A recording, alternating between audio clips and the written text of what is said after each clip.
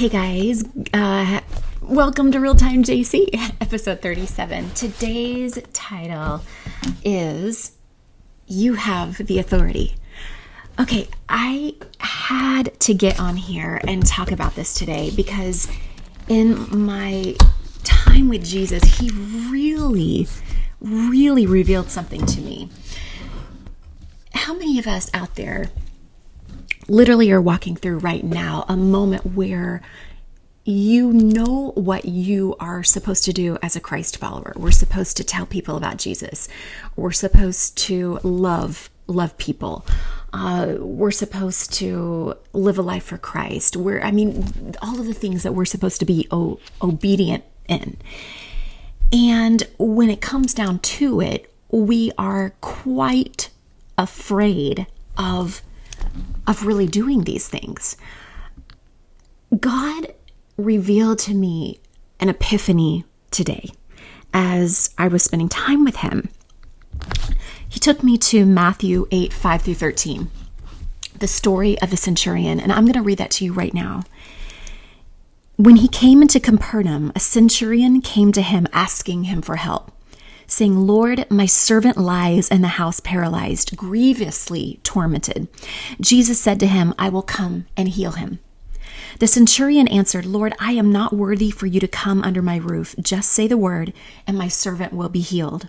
For I am also a man under authority, having under myself soldiers.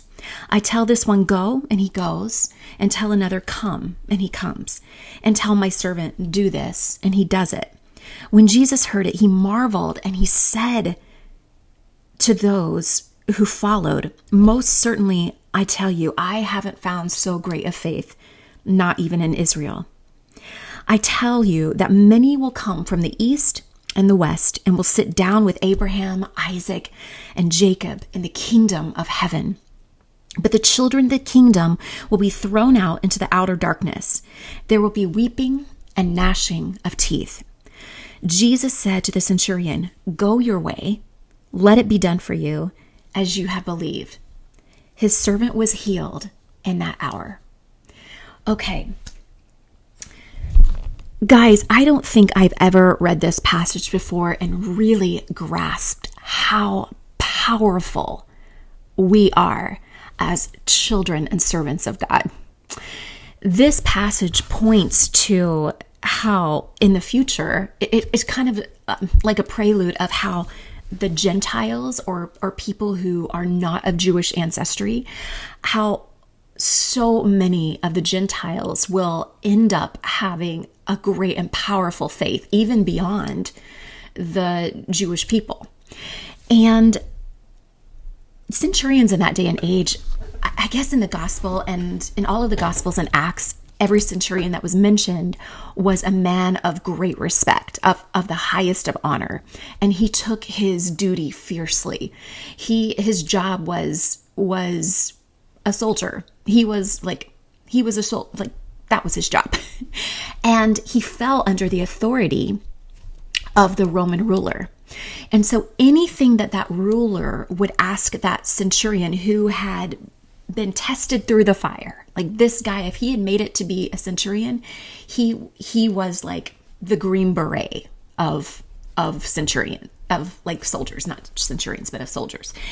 So as of the time that he ended up being a centurion, like this guy was dutiful, he was honorable, he was respected among the community of Romans. And it speaks to this centurion's character and to how honorable of a man he was to care about his own servant, if that makes sense. I would say a lot of the Romans and people of that day and age, Pharisees, the wealthy people. Now, obviously, I wasn't there, but you hear about this in the Bible a lot, about how the servants, slaves, they weren't treated with dignity. They weren't treated with respect and much love at all. But the fact that the centurion was coming to Jesus in like all of this faith, it just blows my mind. And the fact that he cared about his servant enough to want to go to Jesus to ask for healing. It just speaks to the volume of the type of character that he had. So a centurion falls under the Roman ruler. And anytime that Roman ruler would say go, he would go. Now take that down. And the centurion also was command over many, many soldiers. And anytime he would say go, those soldiers would go. Anytime he would say run, they would run, dance, you know. Here's what blew my mind today. And this is Real Time JC, guys. Welcome if it's your first time. It is this. We literally have the backing of the God of the universe. Doesn't that blow your mind a little bit? We live, like the centurion lived under the authority of the Roman ruler, and anything that he carried out, he was carrying it out in the Roman ruler's name, in the Caesar's name.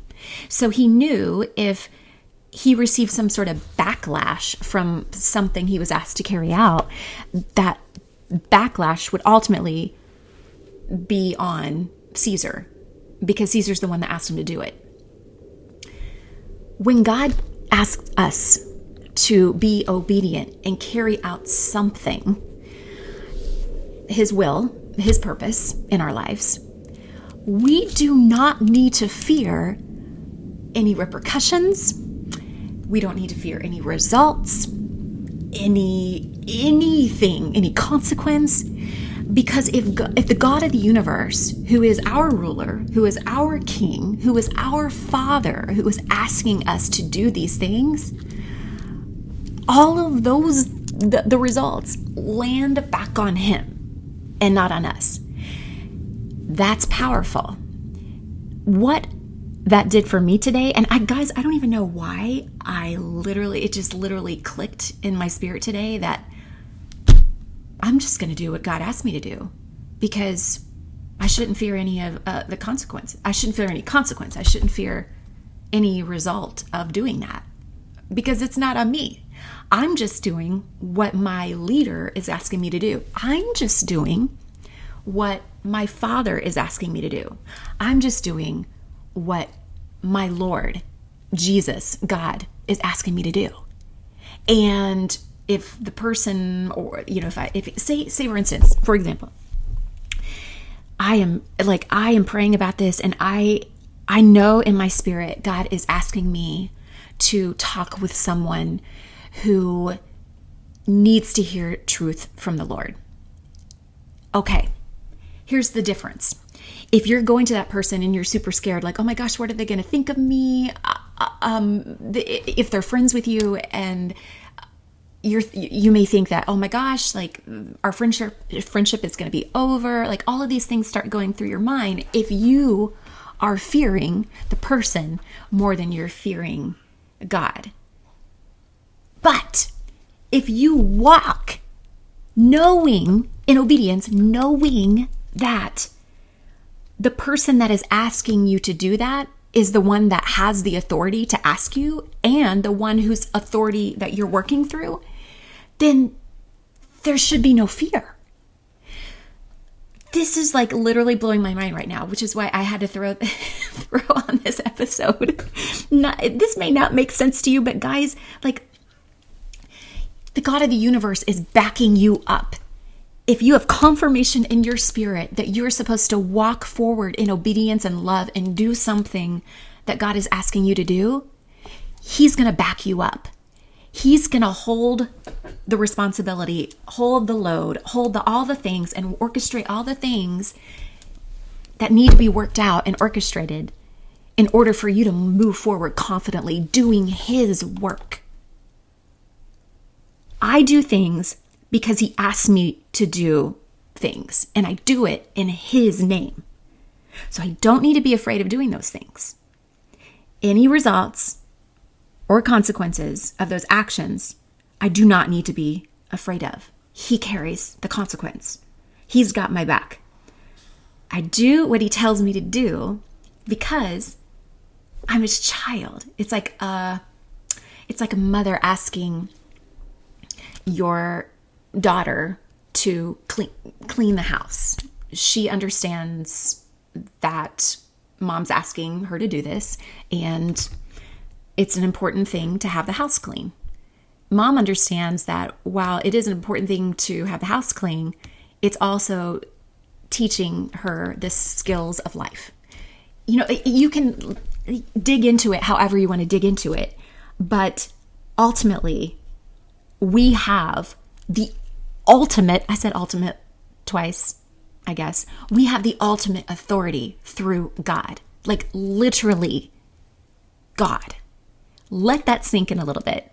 And not only God, all powerful, all knowing, I mean like massively powerful, but the person who absolutely hands down is the one person, God, who loves you the most and who sees your life, holds you in the palm of his hands.